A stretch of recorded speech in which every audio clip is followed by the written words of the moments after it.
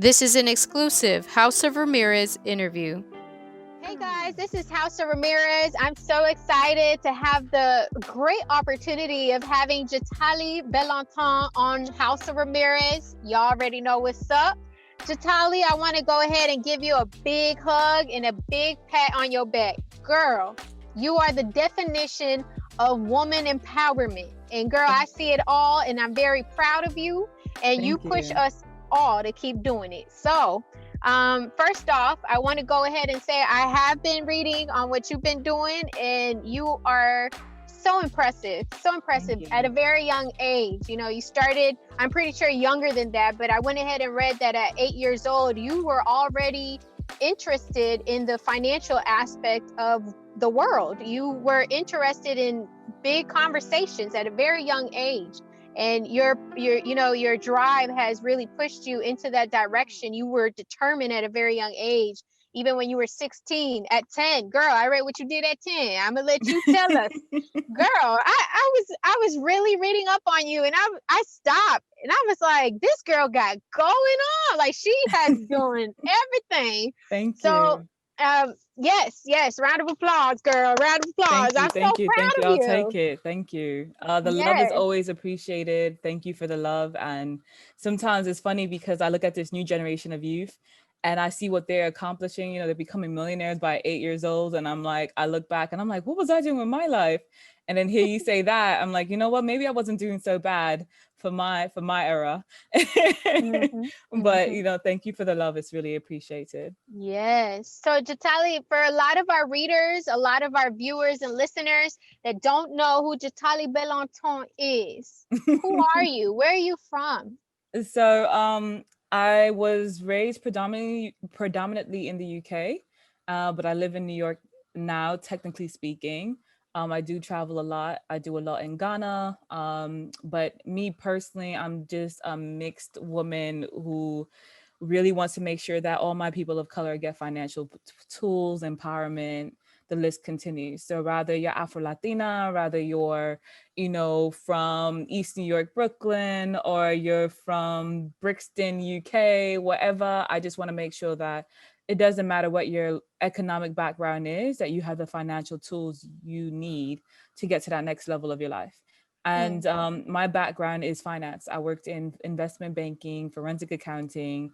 And then from there, I went over to now teaching financial literacy in the school systems. So it's been exciting because besides being an author of a financial literacy book, we created a curriculum, and the curriculum led to a program which now has gone into over 217 schools.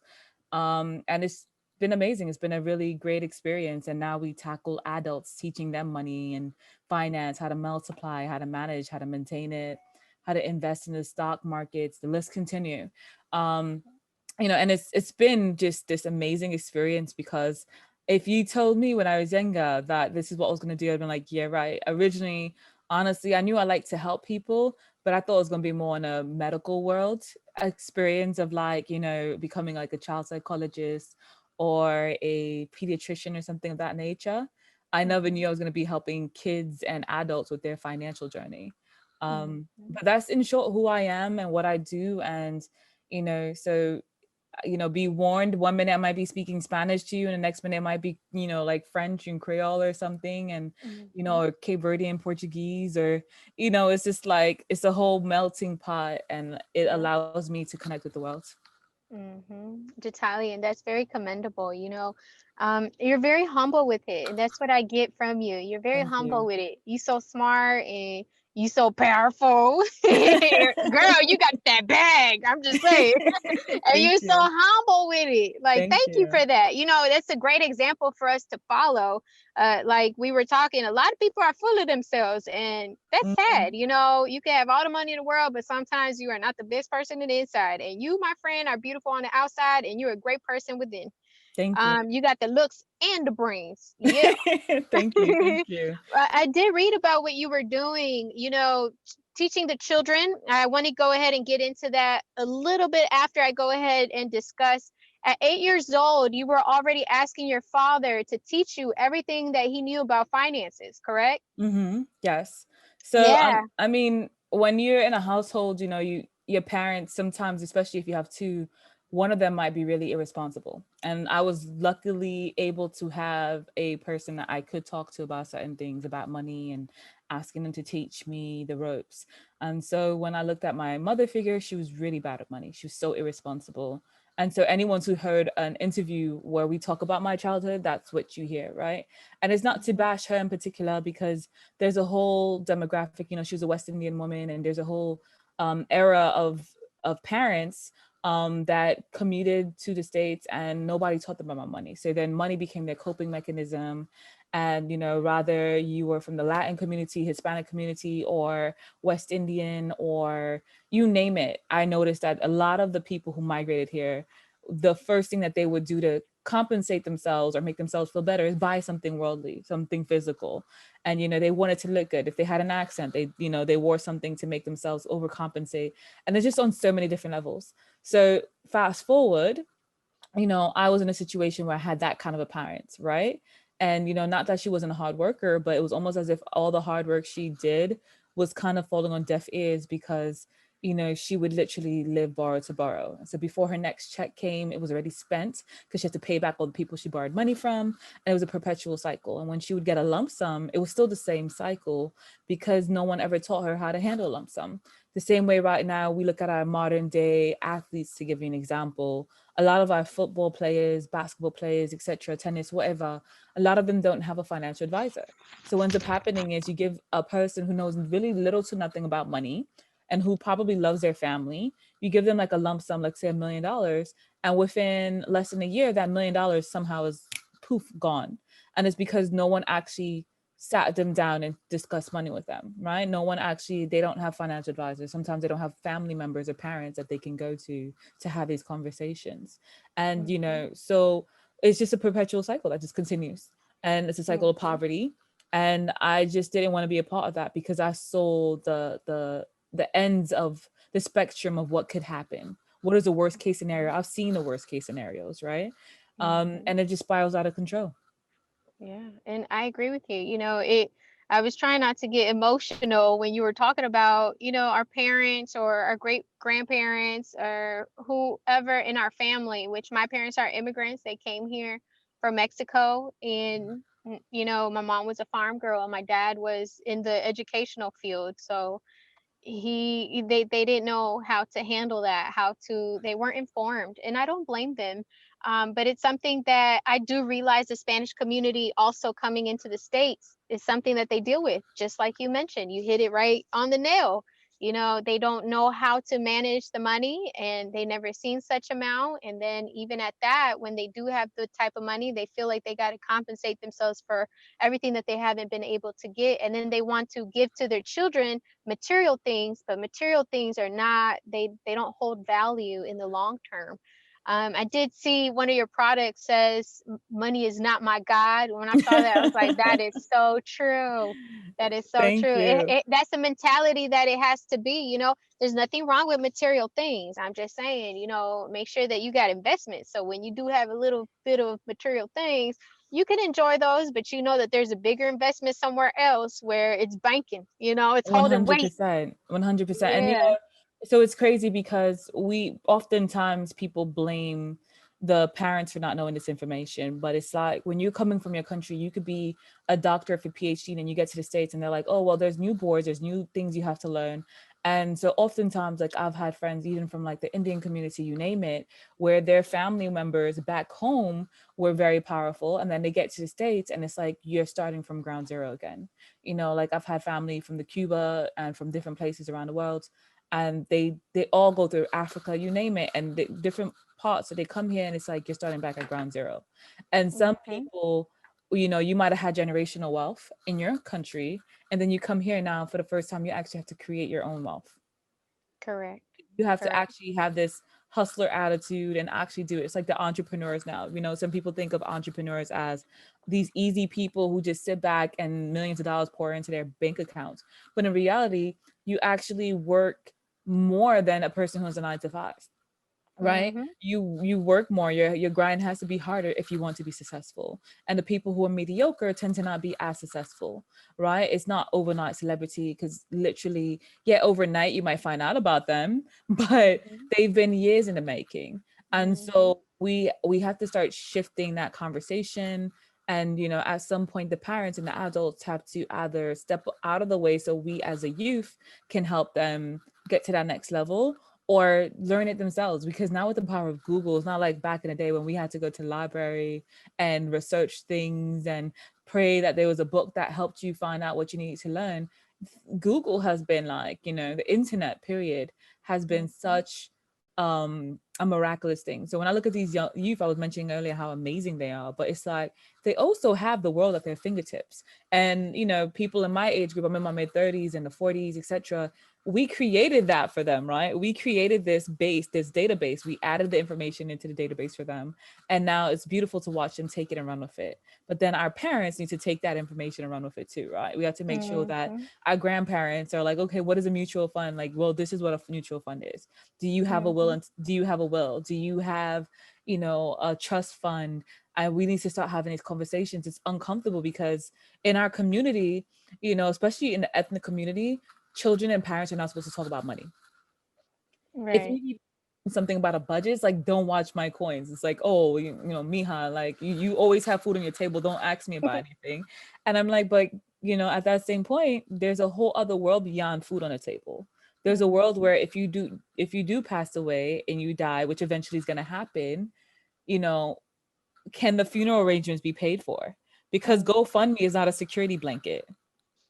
You know what I mean? So, and then it's like, how do you have that uncomfortable conversation with your parents discussing money with them, right? Because we live in a world that is like almost taboo. People will have sex with each other, but then will be hesitant to ask a guy his credit score. And I'm like, fam, how can you not know what his bank situation or his credit score is when you've been intimate with this person? You're like on that spiritual level connected, married or not, you're spiritually connected. And then it's like, you can't even ask someone how their credit score is doing. And so it's just like this big taboo around the money conversation that needs to be changed. So, and I agree. And then, once you were growing up, I did see at 10 years old, you also you started becoming property investment. You started your property investment.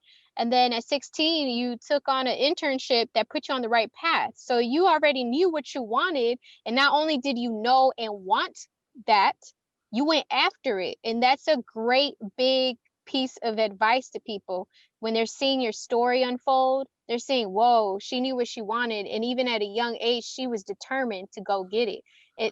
There's nothing stopping us. Like you said, the internet has all the answers. If you can't find it, go to YouTube. Another platform might have it. If Google don't have it, go to another. And guess what? People are so open to giving you advice if you just ask for it. 100%. Close mouths. Don't get fed. They don't get fed. And so, it's interesting to me because, some of those things, it's like people will be like, oh, you must have had it all together financially for, ever since. And I'm like, no, I'm still going to make mistakes. I'm human, right? So even with all of that knowledge and as much as I was learning, there were still little things that my dad did, but did not necessarily teach me why he did it. So as a kid, you explore because you're like, well, I don't know why you did the way you did it. So I'm going to just make my own mistakes, such as, paying full price for things, right? Not looking for the discount and feel like, oh, I have the money and I've been saving. Why not? And I'm like, once in a blue moon, okay, but that shouldn't be a regular basis, right? And then I remembered working for this company where I was doing forensic accounting, and I'm looking at my clients, and these are multi-million, billion-dollar clients, and they're budgeting. They're looking for the sample sales. They're looking for how they can get affiliated marketing so they can get things for free. They're looking for every bargain that they can find. And so for me, it occurred to me, I was just like, here we are as people. Sometimes we think because we make the money that we're supposed to be spending that money. But in reality, the rich are not really, they're trying to find every which way to not spend the money. And not only that, they get a lot of things for free, depending how they've aligned themselves. So I mean, like free Gucci bags, and the list continues. And so when I realized that even traveling for free, you go to a villa in Mexico, Tulum or whatever like that, and the whole villa is free to you because you're an influencer, or if you aligned yourself in a particular way that they feel the merit, you know, oh, you're a travel blogger. I knew a woman who was a travel blogger who literally had only 500 people who were reading her thing on average, but they, you know, go on her website, a lot of clicks. And from her 500 followers, she, you know, moved it to 1,000. And by the time she was 1,000 followers in, she was getting like either 60% off at hotels and resorts, or Oh, completely wow. traveling for free. You know, completely getting, you know, they're like, oh, pay for your flight. When you get here, you can get the suite for free. And so, you know, and it wasn't because she had a million followers, you know, and I put that out there because it's not about how many followers you have. It's about your reviews. It's about how many views are you getting. It's about what are you doing to engage your consumer, and can you show your value? Can you make the world see your value? And, you know, utilizing that. So, you know, in my journey, I made those kind of mistakes where I would pay full price for stuff, or I wouldn't, you know, if something came damaged, instead of me going to return it sometimes, you know, I'd be like, oh, it's too much of a hassle to go out my way to go return it. You know, I'll just like, you know, just keep it and I'll fix it. And I remember that was a conversation. Another conversation was like, if you buy something and it has like a stitch that's an issue, you shouldn't have to go and get it fixed, or you shouldn't have to stay home and hem it yourself. You know, return it. And you know, if it's meant to be, you'll find your size. And I'll be like, but I don't want to do that. And they're like, well, then you go back and get 20% off. You know, Exactly. there's always a discount to be had.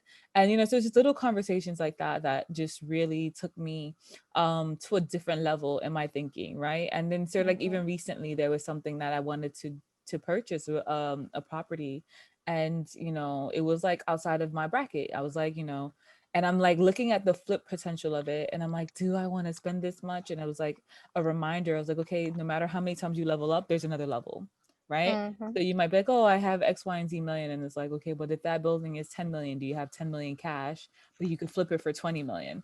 And I'm like, there's another level to go to. Right. Yeah. And you know, so it's like, and that goes for even $5,000. You know, sometimes we want to flip five to make it 10,000, but it's like, are you making the right investments? Or are you making all these little $100 deals that can only give you about a $2 profit? And then when a big deal comes around, you don't even have the money because you put all of your money into smaller Mhm. eggs that might take equally as long to hatch or might never hatch, right? So it's Mhm. always about like making sure that you're making wise investments and you know what you're doing, and you're dotting all your I's, crossing all your T's. Yes, yes. And I'm fully supportive of that. The more I read on you, sis, the more I was just jaw dropped, amazed, and impressed. You're doing it big. You're the owner of Kids Who Bank. And like you mentioned briefly initially, you're not only helping children become financially stable and literate, but also you're helping adults. There's no excuse for us not to be able to be financially smart in this time and day when we have guides as yourself, and we have many others as well, but you have a program that strategically helps children and adults. There's no excuse not to be empowered financially by your own self. If you don't go out there and reach it, it's not coming to you. There's no excuse. Go out there, Send an contact email, you. send a message, you know. And I tell Right. people all the time, like, realistically, if you just send me a message that just says hi, I'm not going to respond to you. I don't care if you're a woman or a man, I'm not responding if you just say hi. Like, time is money, money is time. I Thank don't you. know you, who you are. Even if you were my cousin, if my cousin sends me a text that just says hi, I'm like, I don't have time for this. Well, hi. What is there to say? Hey, Jatali, can you blah blah blah? Hey, Jatali, how are you doing? Ask me a question, right? And Mm-hmm. and then let me respond to you.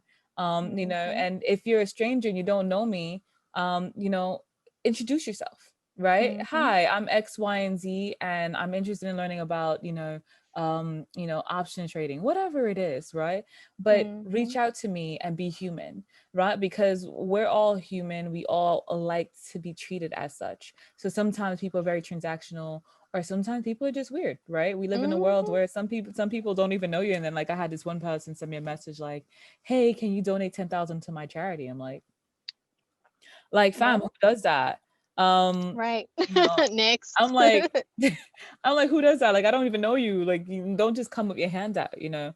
Everything in life, rather it's like a mentor, whoever it is, you know. Like I recently was having a conversation with one of my mentees, and I said, you know, she reaches out every time she needs something, and I was like, hey, you know, I'm gonna put you on a retainer and make you pay, and she was like, why? What happened? What did I do wrong? And I was like, well, you know, never reach out to see how I'm doing.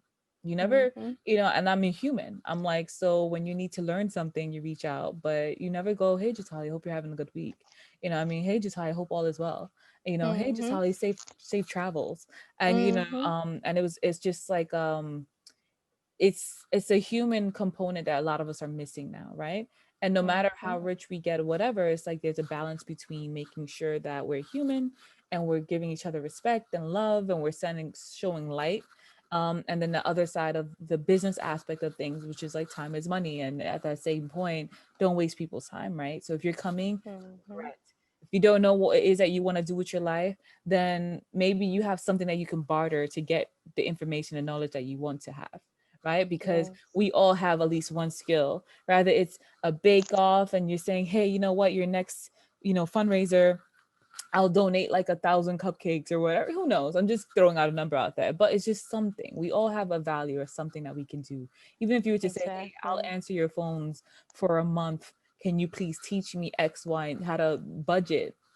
You know, Hmm. and then on top Yeah. of that, there's just so much free information that we provide on our social media, on our YouTube, Hmm. Yeah. and like our IG lives, and like even this interview, because Hmm. it's important that laws of reciprocity, as you're receiving from the universe, that we're giving back.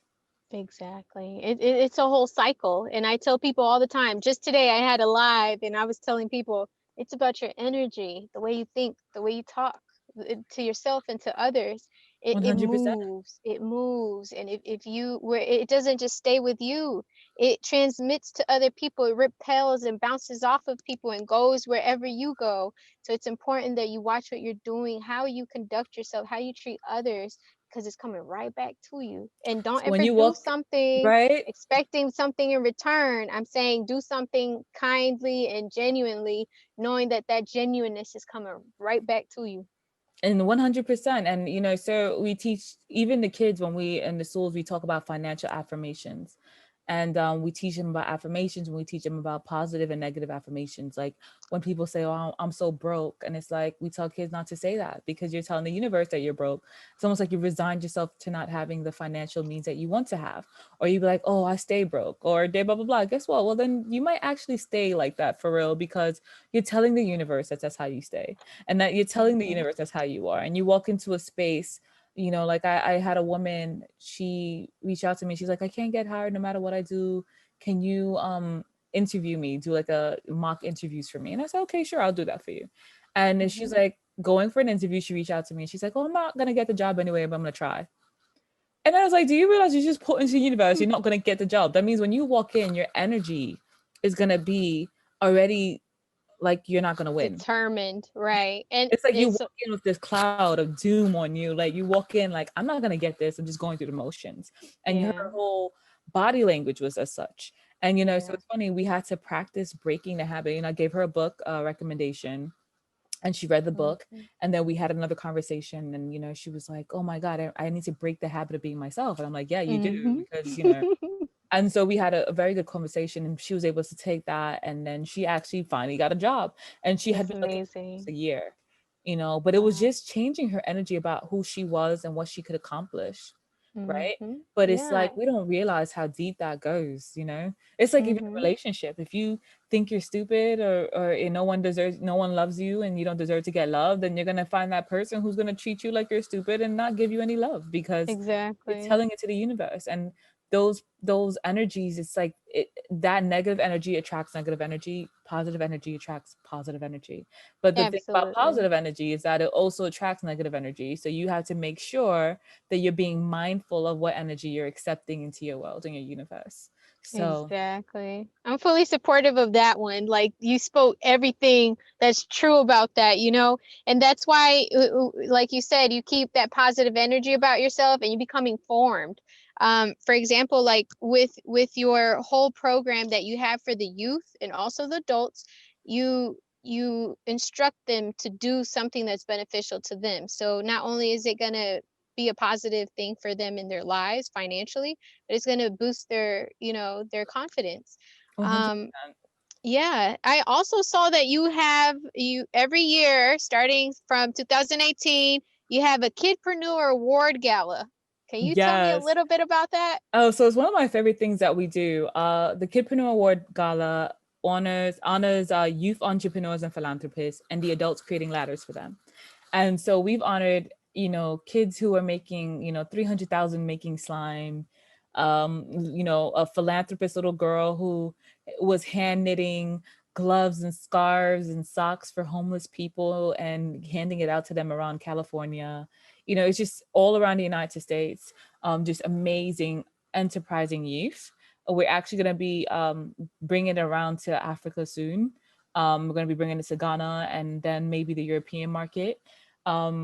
But it's really cool because the what's amazing about it is that as well we honor the adults, because what was happening is that we would speak to kids and they would say, unless you were like Willow Smith or Jaden Smith and you had a silver spoon, there's a lot of things that they couldn't accomplish. And I'm like, that's not true. And then they were like, well, give us an example. So I created it to create examples of kids who were doing it, some of them on their own and some with their parents' help.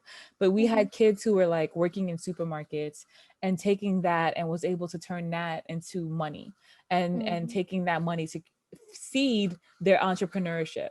And so then we were able to go into the schools and be like, well, if you go on our website and you go to this section, you'll be able to see all the kids who seeded their own actual entrepreneurship. And then so taking it a step further, then we had the adults, because kids would say, oh, when these adults become rich or famous, they forget about the hood, quote unquote, and they leave us. And I'm like, well, first off, stop calling your neighborhood a hood. It's not just a hood, it's a neighborhood, it's your home, it's your community. And I was like, that's not true. There's a lot of people who give back. So we honored people like this one man who would buy computers and bring it back to Haiti and teach local Haitians how to actually build and rebuild computers, and then teach them how to utilize like the internet and things like that once the computer was fixed. And Microsoft Word and different programs. And then we honored people, some of them who were influencers who like music wise or even self-love wise were able to really help change the dynamic of the youth that we have and the world that we have. So it's really amazing. And the best part is they come in their little gowns and tuxes, and that's my favorite part, because it's not really often that you have a space where little kids get to wear a gown and tux. And so we have everything from like Asian to Latin kids to Black kids who get honored, and the list continues. You had a Caucasian kid, and the demographics is also very inclusive of our people, which was important to me as well. So even like our first year, we did an Afro ballet performance. And then our second year, we had a kid who played a saxophone and played Rihanna's Shine Bright Like a Diamond using the saxophone. And I mean, all the kids in the crowd, it was like, it just awed to them that this little boy who was 13 years old, he was Egyptian and Puerto Rican, he was able to play the saxophone and play Shine Bright Like a Diamond with the saxophone. And he was 13 years old.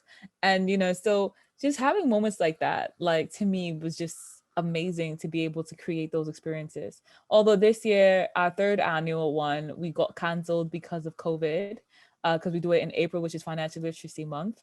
But we were able this year, regardless, to still give back to a lot of families and kid entrepreneurs, because we also do this thing where a kid entrepreneur can win money towards a business. So the cool thing is that we did that where, we had a kid entrepreneur win more than one of them this year, because we couldn't do the actual event. We just donated the money to actual kid entrepreneurs who submitted business plans. And we taught them how to write a business plan, and they were able to actually win money towards a business plan. So it's just a little amazing moments like that. But you're right, you're right. And it's very important that we give the children that platform. When you actually went ahead and sat down and thought about it, you were like, we have to give the children a platform.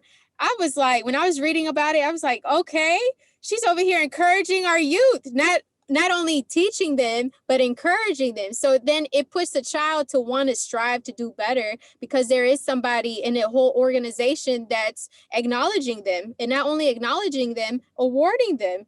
And, the fact that they get to have this space where, they feel encouraged and handsome and beautiful, and they get to dress up in a tux and in a gown. That's amazing. I can only imagine. That's so cute. Oh my God. I love like the videos, like, so we make like these little quick 1 minute videos for social media, and then we use that to promote the following year. And it's just really, to me, magical to see them in their little sparkly and little shoes and the little tux, or this tux with the sneakers, or their gowns with the sneakers. Cause some of the girls now will wear like, their Vans or whatever with their dresses. And it's just been a beautiful experience. And, so it's nice to be in a space to actually create those kind of doors for our youth.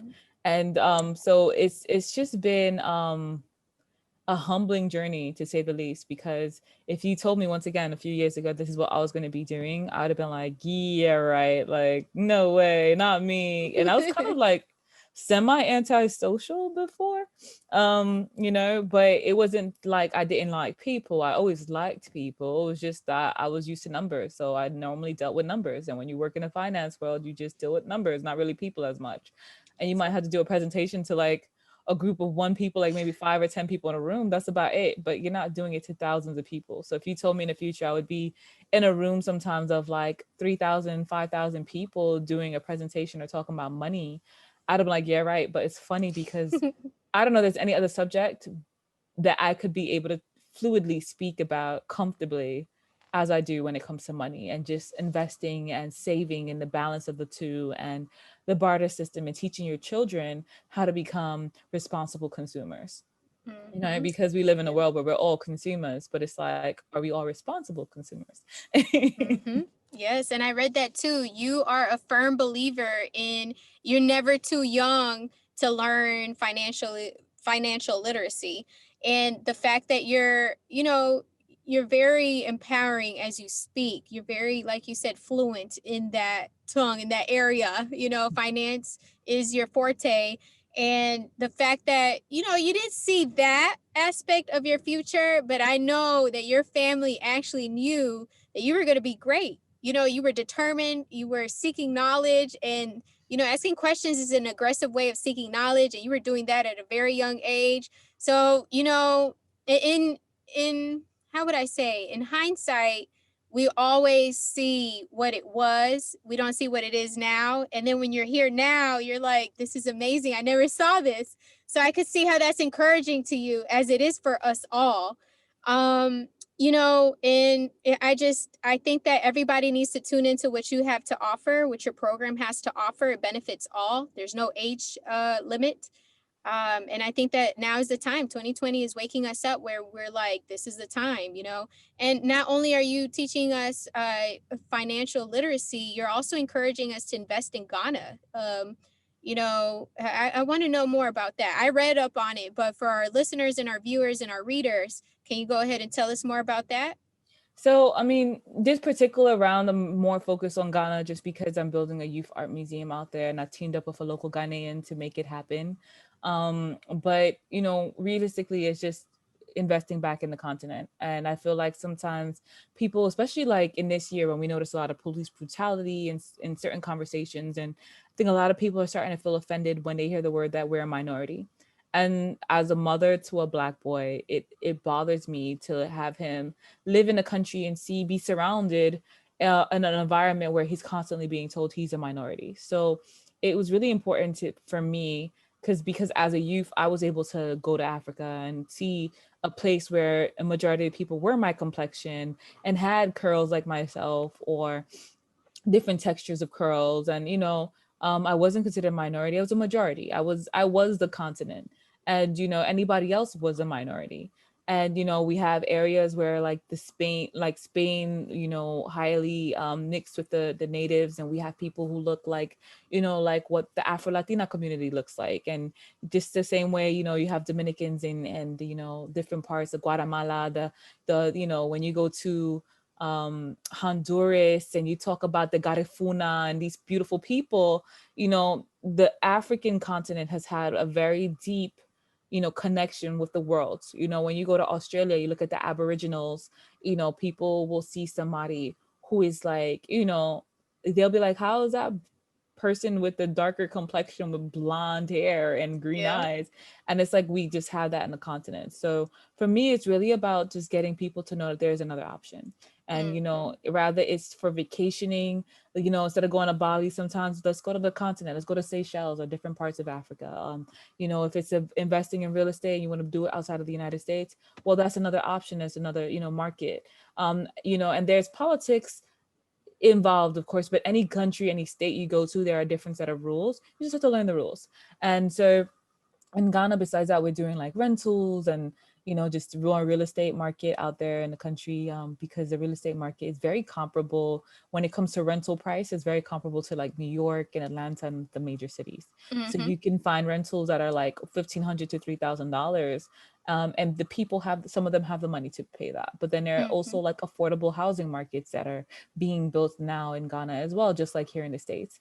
And there's a homeless community there too, which need catering to. So I just think that it's nice to give my child an opportunity to see another whole other side of the world and be comfortable. And when he goes there, it's the kids can be kids, because I also feel like here in New York, sometimes living in New York, I have a place in basically Long Island, and I noticed that I feel like this it's not the same energy.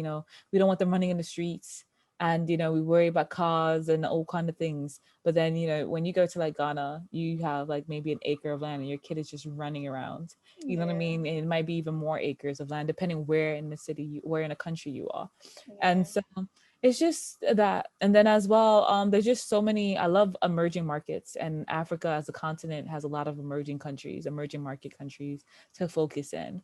So yeah, that's kind of what's going on over there. Not to give away too much, but I did do this cool podcast recording investment opportunities in Ghana with EYL. I teamed up with them, and then that one went very well too. And it was interesting because I talked about like infrastructure and telecommunications and real estate, and even agriculture. And so as a person, one of the things that most people don't know, which I'm actually probably going to post about on my social media, is that I'm in law school for cannabis law, and that's my main focus.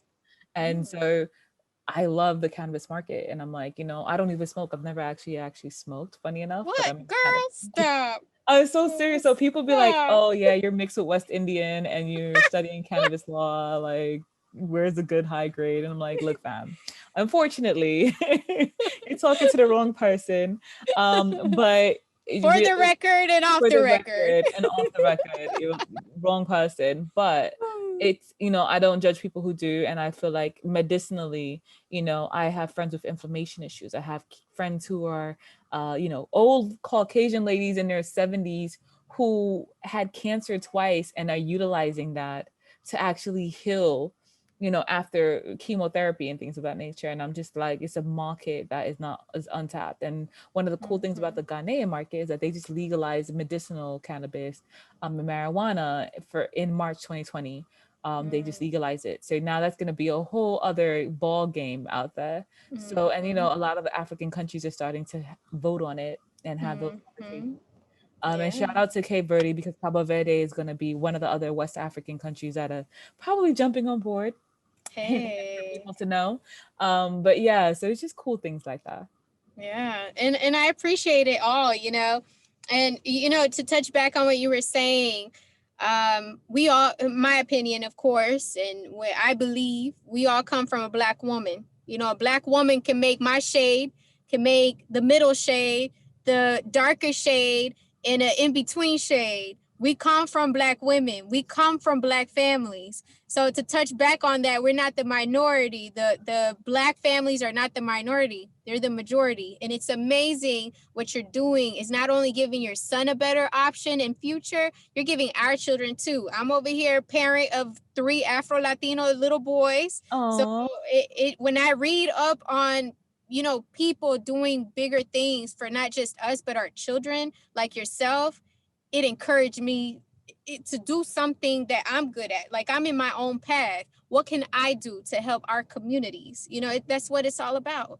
So, and then to touch back on what you're saying, It's important that you have different markets, and that's exactly what you're doing, and you're becoming fluent in each market, in each path that you're endeavoring in. And I commend you for that, because it teaches us that you can't just stay stagnant in one lane. If something else intrigues you, move it on to the next lane once you master that first one, because you got to master the first one to get to the next one, you know. And, And and diversification. I mean, because when we talk about diversifying our portfolio, sometimes we only think about, okay, if I have money in the stocks, I'll have money in physical commodity, and then I'll have like real estate, and then I have money in like a store. And we only think about that aspect of diversifying our portfolio, but diversifying also means investing in other markets in other countries. And so if the American market goes down and the dollar is crashing, do you have something in the Asian markets? Do you have something in the European markets or in the African continent?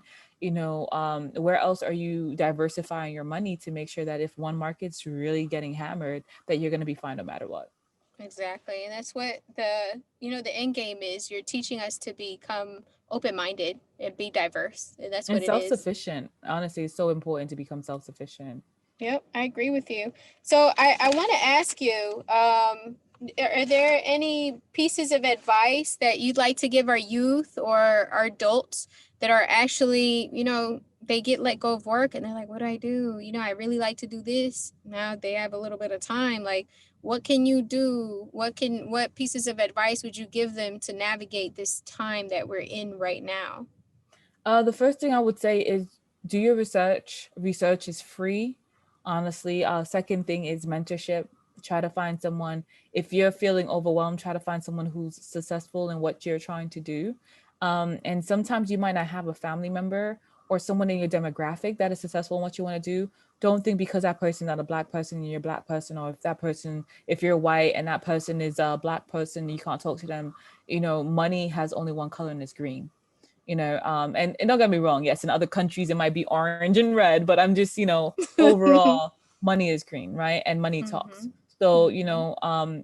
it transcends the knowledge that you're trying to achieve. Don't pigeonhole yourself into a box, right? Mm-hmm. And think because that person is not from your same country as you. Like I've seen people who were, let's say I have a friend from the Garafunas, and she wanted someone to teach her something, and she's like, oh, there's nobody in my country that could teach me that. I'm like, well, then go to somebody else's country. I don't care if it's a Swedish woman who looks like she's 102 years old. If she knows what you need to know, learn from her. It could be Mm-hmm. an old Greek guy who's an artisan and knows how to, do wallpapers. Guess what? If he's willing to teach you, learn. And it doesn't matter where he is from. As long as he's not being disrespectful to you, then what does it matter where that person is from? Exactly. And so, or like a grant. Sometimes people be like, oh, I don't want money. I don't want a grant from the other side. I'm like, there is no other side, it's all your money if you really believe it. I mean, especially in a Black community, like in a place like in America, where the native indigenous people and Black people were the ones who built a lot of the infrastructures. I Mm-hmm. remember when I was writing my picture book teaching financial literacy, we have a native indigenous character in the book. And I was doing my research and I found out that when the Empire State Building was being built, a lot of native people were considered to be metal benders because they were kind of fearless, and they would take these jobs where they're going on these skyscrapers, so dangerous, so scary to most people, and they were just doing it. And so Mm-hmm. that was how they got the nickname of being metal benders for some of them, certain tribes that just were fearless when it comes to that. And Mm-hmm. so learning these things, I'm just kind of like, you don't know who knows what you need to know. So Exactly. take this time. You might never get an opportunity like this again in your life. And Mm-hmm. honestly, if COVID taught us anything, was that, when it came down to it, our frontline people, our nurses, our doctors, as much as people thought they were respected and loved, they were the first people to be disrespected when it came to COVID. The first people to be told, you're going to get fired if you try to take a day off. The first people who were told, I don't care if you can't handle seeing so much death. This is what you signed up for. And we're told if you leave or take a sabbatical or take any time off, you're fired.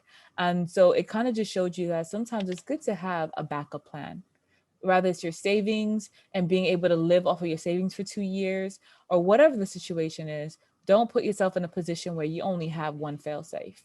And the last thing I would say is don't forget 2008 Lehman Brothers. 2008, people who worked for a company that had been around for 150 plus years, walked in because of the housing crash and everything that was happening in 2008. The markets crashed. people walked in, after 30 plus years working at a company, and then before the day was up, they walked out with their lives in boxes. You know, don't be that person. Don't allow yourself to be handed a box and feel like your life just ended. If anything, get the box and be like, okay, it doesn't matter. I'm gonna go to my other job now. you Mhm. So that's what I would really say. And honestly, you're not gonna get the moment you get that opportunity, jump, pounce on it, and you're gonna be as successful as you allow yourself to be. I agree with you. I agree with you. Thank you. That's very beneficial. Very, um, very courageous on your end to take on these endeavors and then pour it onto us, you know? So thank you for that. My pleasure. I always do this at the end. Are there any shout outs you like to make? Shout out to my son Azikiwe. He just got his first Instagram page and he's 5. But he wants to teach kids how to build stuff with Legos and all kinds of stuff. So with that, he's after 2 years of asking, he has worn me down, and I gave him a homework assignment. And I said, if you could come up with 10 episodes of what you would actually create and do, you can have your page. And he created his 10 episodes. So he did the homework. So mommy had to do it. So his Instagram is at King Azikiwe, Azikiwe. So it's King King, Azikiwe, Azikiwe. And so exciting to know that my little man is about to be, I guess, his own little influencer at the age of 5. But that's a shout out to him. That's gonna be my shout out actually, is that right there, because that's my heartbeat, and he has his own social media page. I know that's right. We'll go ahead and make sure to tag him under this video and on all social media. So we go ahead and follow him too. We're going to go ahead and tag you at Kids Who Bank. And also, I need to let people know your website, which is brilliantmindsunite.com. We need to go ahead and follow you. We need to see what you have to offer and invest in ourselves. Thank you for 100%. everything that you do, sis. Thank you. Thank you. Thank you. Yes, And well, ma'am. you have one more ally, so feel free to reach out. And if you want to figure out how to have certain conversations with your little ones and get them on budget, and the list continues, you have one more ally to help you figure those attack plans out. Thank you. Thank you so much. I appreciate you. And we'll talk next time, okay? Definitely. Okay, bye. Make sure to follow House of Ramirez on all social media platforms.